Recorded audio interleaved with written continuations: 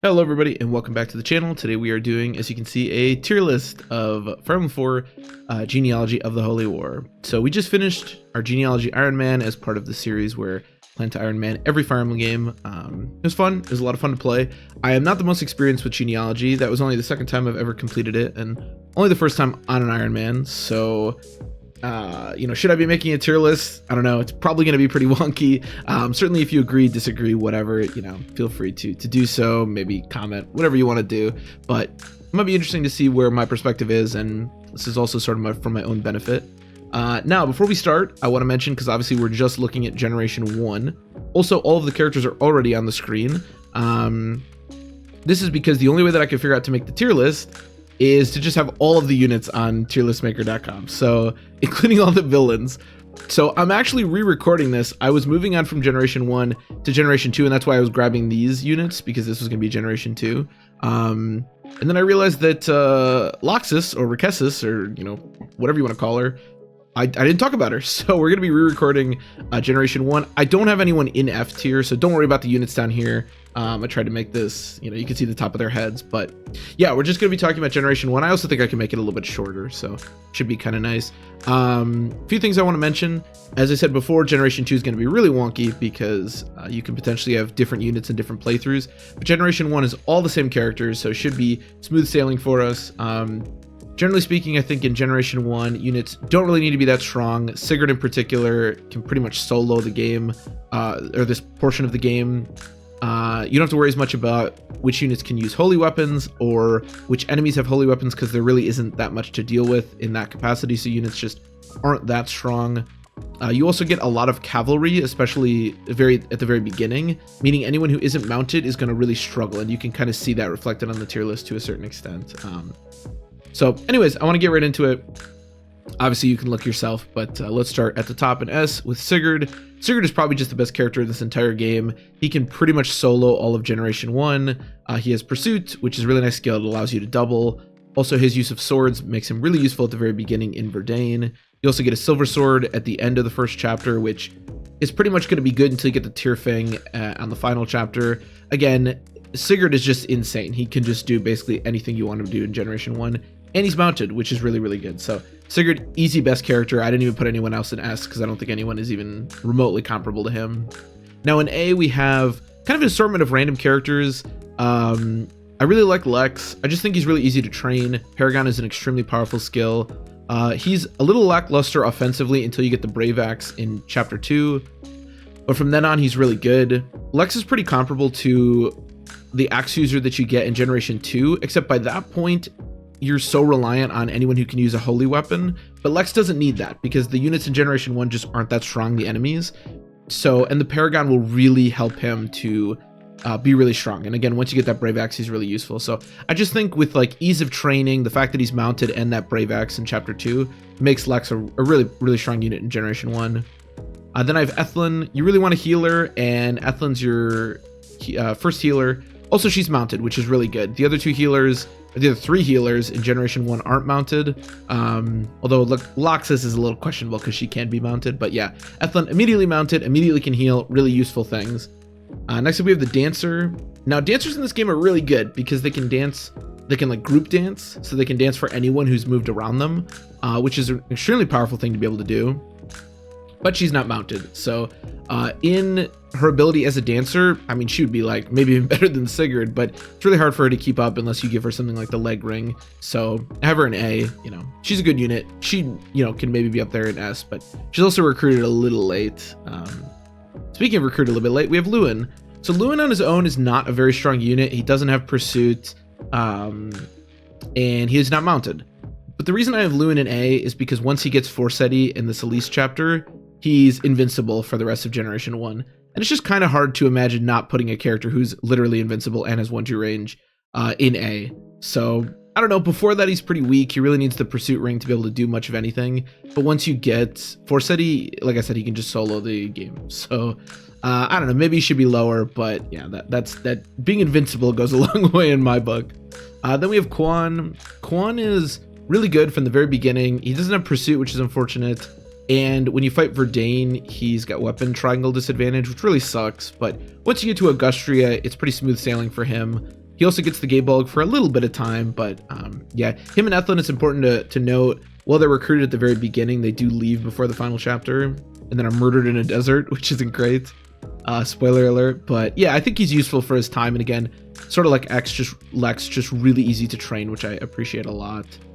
Then we have Erin, who is a pretty mediocre Pegasus Knight, but she's your only flying utility for Generation 1, which has some unique attributes in this game, because this is going to be really your only opportunity to save some villages unless you're working through the chapters really, really quickly.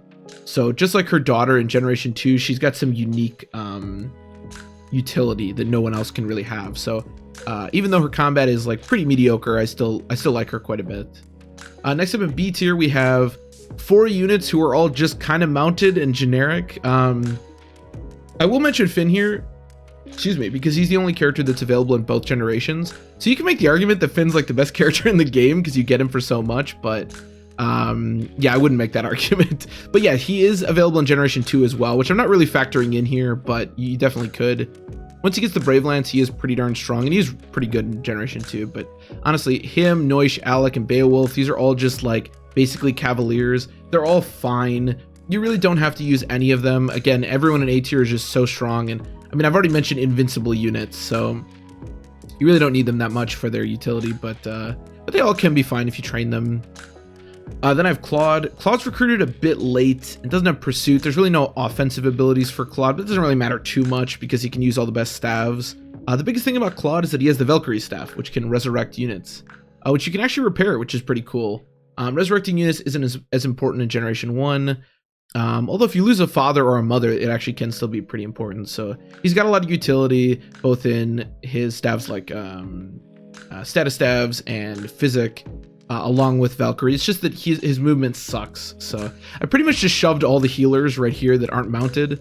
Loxus is probably the worst of the healers, but I still have her ahead of Aideen, just because she can get mounted when she promotes. And she actually gets Pursuit when she promotes too, which is kind of cool. So she can actually offer some combat utility, but for the most part, she's just a healer who can be mounted potentially. So then we have Aideen, who can never be mounted, but does have much better magic and a much better staff rank, which is really nice. Also, her daughter is recruited right off the bat in Generation 2. I'm not really factoring this in too much, but it's kind of important to get a lot of staves down to her daughter. It can be really useful. So, but yeah, mostly she just can't keep up. Once she gets physics, she is pretty nice, but at the very beginning, it's really hard for her to keep up. Then we have Bridget. Bridget's kind of a weird character. She's, I believe, the latest recruited character in Generation 1, and kind of like Lewin, because she has a holy weapon, she's kind of invincible, but unlike Lewin, hers isn't 1-2 range, so, and it's just not as crucial to like have a unit like that when you have characters like Lewin and Sigurd. Bridget's a beast. She won't die once she gets the UFL, but yeah, it's funny to say that. If this is Generation 2, and we'll talk about her son and how good he is, but for Bridget, she's just kind of mediocre, I think. Then in C, we have some units that either can't keep up, or in the case of Midir, are bow locked. Midir's fine. Bows have some slight, nice utility, but for the most part, he's really not that good.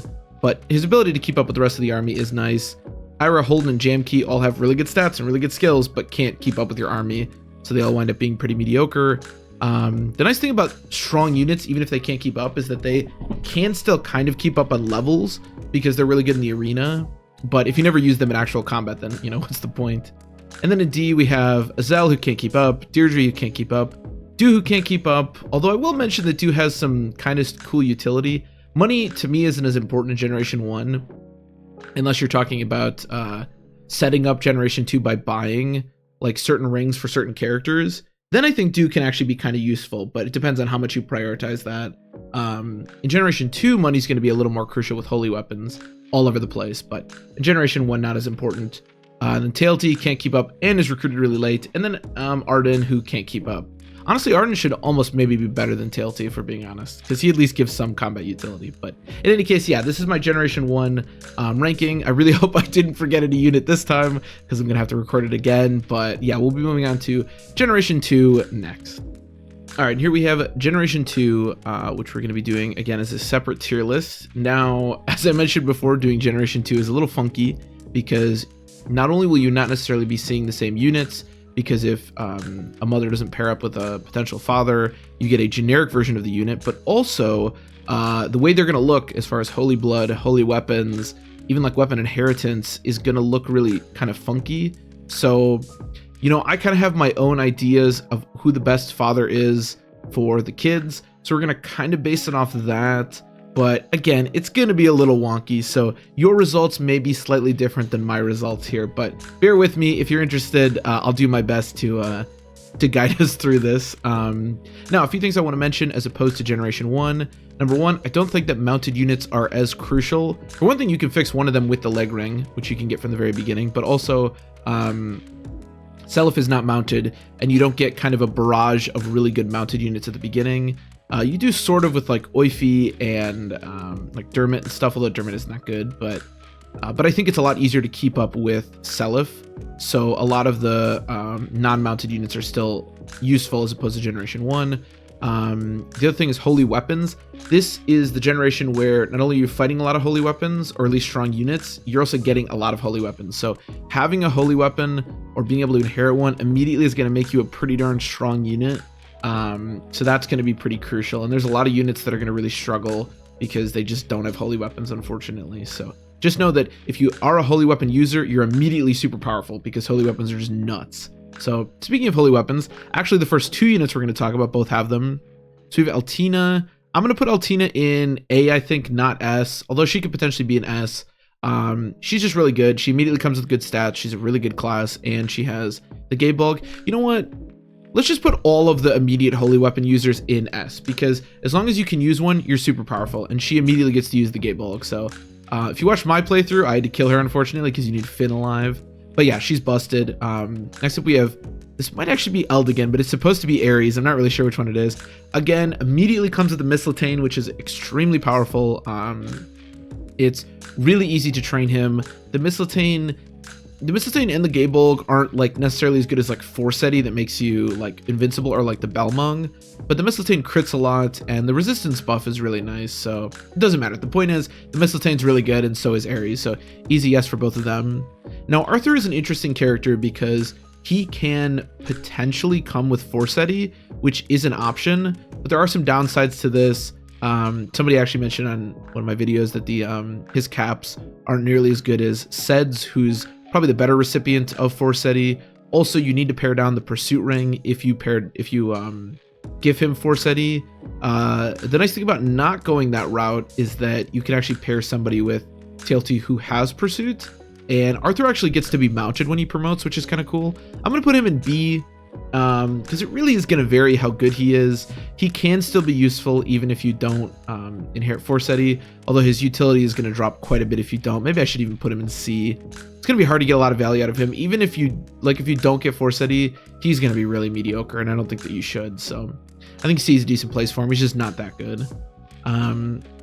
Next up we have Carpri. Now, Carpri is the one... Carpri's kind of weird, right? Because I actually think it might be a better idea to not have the mother end up with anyone. This is the only one I'll say that for, being Sylvia, because Sylvia's other kid gets the charm skill, which is actually pretty darn useful. But Carpri is also probably the best recipient of the Valkyrie staff, which allows you to revive units. So just for the purposes of this, I'm going to say that you both had Sylvia pair up with Claude and didn't pair up with anyone. It won't really affect the dancer too much, but for Carpri's sake, the ability to come with the Valkyrie staff is extremely useful. It's weird because him as a character is pretty weak, but as long as you do that, just the ability to have the Valkyrie staff is really nice. So I think I'm going to put him in A. Actually, you know what? He can use a holy weapon, so let's put him in S. Not only can he use a holy weapon, but I would recommend him using that holy weapon, and the ability to revive units is really powerful. But this is really going to depend on who you make his father. Carpri without the holy weapon is like a C, D tier unit. He's basically useless. But with it, it depends on how valuable you rank the Valkyrie staff. So, and in Generation 2 in particular, and this is why Claude was kind of middling in Generation 1, it's much more vital to be able to revive units because holy weapon users are so much more crucial or useful in Generation 2. There's a lot of them. Next up we have Dermot, or Delmond. He's a pretty like mediocre unit. It doesn't really matter who his father is. He's pretty mediocre, except he has the charm skill, and this is going to go for his sister Nana as well. And the charm skill gives units within a radius, like I think it's like +5 hit, +5 avoid, something along those lines. It's really useful once you get toward the end of this game with enemies having a lot of avoid and authority stars. Even with good hit holy weapons, you're still gonna really want charm and authority stars, and Delman can offer that. So I'm actually gonna put him in A, just as a walking charm. I honestly think he's that good. Like, that's how good I think charm is. So maybe he should be in B, but I do think that's quite useful. Next up we have Favel. Favel is guaranteed to inherit his mother's bow, which is the Ufel, so he's extremely good. As far as who his father should be, it doesn't really matter. I had him be Lex because he immediately gets pursuit, which is nice. And the Paragon skill is really nice to train him because he's recruited a bit late, but it doesn't matter too much. He's insanely good. The Ufel is insanely good, so easy S tier. Next up we have Fee. Fee does have a flying unit to pair with in this in Generation 2, so she's not as unique as she is in Generation 1, but you don't get Altina until pretty late, and so Fee is still serving that purpose of person who can get money, or at least can set up money for your other units really well. So yeah, I like Fee a lot, even though she does kind of wind up being mediocre, especially if Sed's her father. Her strength stat is pretty weak, but you can always give her like a strength ring or something. So I think she's really good. I think easy A for her. I like her quite a bit. Next up we have Finn. Finn, if you promoted him in Generation 1 and he has the Brave Lance, he is pretty useful. Mine died immediately, which is unfortunate, but no, he's a solid unit. You don't quite get him early enough to the point where he's like a huge contributor like Oifi is, for example, but I think he's a totally solid unit. I'll put him in B. The fact that you don't need to train him if you trained him in Generation 1, but again, his utility is going to vary quite a bit depending on how good he was or how much you trained him in Generation 1. Now, the next two units, you have to decide who to recruit. I recruited Johan, who I think is the much better unit. I'm going to put him in B. Kind of like Lex for the first generation. He's pretty easy to train, again, once you get the Brave Axe. Also, the Brave Axe you get in Generation 2 keeps the kills that Lex gave it from Generation 1, which is potentially really nice because it gives him a lot of crit. But he's a high-level unit. The Brave Axe allows him to deal good damage. By the end, he is going to be extremely outclassed, unlike Lex in the first generation, just because he doesn't have a holy weapon. But I think he's a solid enough unit, and so I like him quite a bit. His brother, on the other hand, whose name I can't quite remember, I think is quite a bit worse. Just not being mounted, I think, is just going to make him not necessarily a useless unit, because the Brave Axe is still kind of nice, but he just doesn't have... That's the only thing that's making Johan, like, even relatively useful, and his brother just doesn't have it. So if you recruit him, I think he's pretty useless. Next, we have Julia. Julia's kind of weird. She leaves you, and then she comes back at the very end. She is by far the easiest way to kill Julius with the Naga tome, so maybe you want to say she's insane. Given my own rules, I should put her in S because she has access to a holy weapon, but you can only really use it to fight Julius, and that's about it. She is still useful at the beginning. You can Nosferatu stall a lot of those early chapters with her. I don't really know where to put her. Maybe more like A, just because, again, you don't get to use that holy weapon that much. She's more of a really nice utility unit that you want to train because she's so good at the end for that one specific purpose. But she's kind of missing. Maybe she should be an S. She is really unique in what she can do to the final boss. Next up, we have Lana. Lana is going to vary pretty greatly by what you were able to give from Adine in the first generation. Mine, for example, had Silence, Sleep, Physic, Warp, all of that immediately. If she has really good staves, I think she's really useful. Definitely A. If she comes with pretty crappy staves or you didn't train Adine very much, so her staff rank kind of sucks, maybe only a B tier for her. But again, it's much easier for her to keep up. She's your only healer for a while. I mean, I guess you get Julia pretty early. But yeah, certainly if she inherits those good staves, I think she's a really solid unit. So I think easy A for her. Next up, we have Sed. Sed can get Forseti and is the best user of Forseti. So honestly, the best unit in Generation 2, probably. He's not only essentially invincible, which to be fair, Shannon also is like kind of invincible, but also has 1-2 range, which by the end of the game, if you combine him with multiple charm users and the authority stars from Seliph, he can kill anything, anytime, basically. It's just so powerful. So probably the best unit in Generation 2, to be completely honest. Next up, we have Leaf. Leaf is just kind of hard to train. I'm going to put Leaf in like C. I don't know, maybe Leaf is better than I'm giving him credit, but he doesn't get mounted until he promotes. He can't heal. He can use all the weapon types, which is nice, but there's no holy weapon for him. his growths are good and he'll wind up being a solid unit, but I think it's just too hard to train him and he doesn't become strong until he gets mounted. So I think he's a pretty mediocre unit, to be honest. Next up we have Lester. Now Lester's kind of weird because his sister Lana is quite a bit better than him, so you probably want to pair Adine up with a magic user, which is really going to hurt Lester. But even if you don't do that, if you pair up Adine with Midir, I think Lester can be a really solid unit, so I'll put him in B, maybe even better. But that kind of requires you to hurt Lana, and I think Lana is the stronger unit. So let's say that Lester is paired up with Midir. I think he's a solid contributor, so I'd put him in B. Although again, no holy weapon to be found. Then we have Lewin, who I put on here just... Oh, actually, this was going to be funny, but you can't see Lewin. Lewin is down here in F, and he'll remain in F. I hate Lewin. Lewin in the second generation just annoys me every time he makes his appearance. Also, he's maybe a dragon, question mark? I don't know. We'll keep him in F, though. Next up, we have Nana. I really like Nana. Just like her brother, she has charm. Also, she is a mounted healer, which is extremely nice. Yeah, not much else to say about her. She's a mounted healer with charm. That's great. Next up we have Oifi. Oifi's, I think, another A tier unit. Definitely a unit that, like most dragons, kind of falls off in the end game because, again, no holy weapon, nothing special to speak of. But he's really useful at the beginning. And the first couple chapters of Generation 2, depending on how much you were able to transfer to make your unit strong, can be actually kind of difficult. Like my Seliph, for example, had a whole bunch of different rings that buffed his stats. And my Larcy had a bunch of really good weapons and the leg ring. So I was ripping through the first couple chapters, right? But if you have generic characters or if you didn't inherit that good of weapons for your units, Oifi becomes a lot better. So his usefulness is going to vary quite a bit, but I think generally speaking, he'll always be a pretty solid unit. So next up we have Patty. Patty, I think I'll also put an A. She's a really interesting unit. I mentioned Dew in the first generation is not that useful, but I really like Patty because in the second generation, you want to repair holy weapons a lot and also staves because stuff like sleep and silence is really useful. And Patty can, supply you with that kind of money. So I like her quite a bit. You can also give her some kind of nice, like skills and stuff that can make her a fairly strong unit. Stuff like Luna or Soul. I gave her Paragon, which just kind of helps with her training. But yeah, the great thing about Patty too is that you want to give her a little bit of bulk, but she doesn't really need to do anything offensively. She can just make you money, which is a useful ability. So next up we have Tinny, who's Tailtee's daughter. I think she's pretty much the same as Arthur.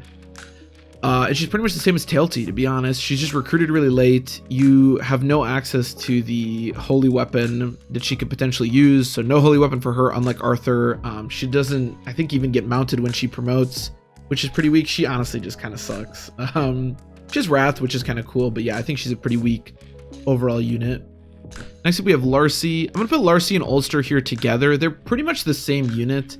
The biggest difference is just what they're inheriting from their mother or father. My Larcy was extremely good because I had like the leg ring and some really strong units on Larcy, but I think they're both just solid contributors who will probably fall off a bit toward the end of the game. But I don't think they're necessarily as useful as the A tier units, but they're solid contributors. Even though again, my Larcy, I'd love to put her higher. Next up we have Seliph. Selif's really good. His authority stars are extremely good. I'm not really being too deliberate on where I'm putting them within the tiers. I did put Lewin or Setup here. I guess I'd put Seliph there and maybe change these units. Actually, these units look pretty good, but yeah, Seliph's awesome. Authority stars are great. He gets the Tear Fang eventually, and he has Sigurd's Silver Sword immediately, which probably has some crit, which is really good. So easy to train, and he gets mounted when he promotes. Next up we have Shannon, another holy weapon user. Shannon is insane. I mentioned that the Balmung and the Forseti to me are the two most powerful of the holy weapons, with Forseti definitely being the best, just because they give like, I think it's 20 bonus speed. So him and Sed are basically invincible. Like they just can't get hit by anything, especially if you're buoying them with charm and stuff like that. And then finally we have the Dancer. So here's the thing. The Dancer having a father doesn't really matter too much because who cares about skills or like growth to a certain extent, although it's kind of nice to have a good HP growth. But if you have a generic kid, she actually gets the charm skill, which I didn't know. So again, this is going to be Carpri is up there because his father is Claude, but if it's not Claude, he'd be quite a bit lower. As for the dancer, I do think that having charm is better than not, but either way, the dancer would be an A because again, you can group dance, which is just so powerful. So I like her quite a bit. And yeah, she's a really good unit. So again, Generation 2 in particular is really hard to gauge. My S tier are basically just units who can use holy weapons, which makes them extremely strong. My A tier are units that either have some kind of unique utility like Fee or Oifi, or are units that can just, like charm users, bargain users, or not bargain, sorry, thief, like give money users, or in the case of Lana, really good staff users. B is just my solid combat units, and these units are basically always going to be that. C are my units that are just kind of hard to train, and D is, well, this dude who just sucks. But yeah, that was my tier list. Again, if you made it this far, thank you. I hope you enjoyed. It's probably pretty long-winded, but yeah, if you agree, disagree, feel free to comment as always. Yeah, see you next time.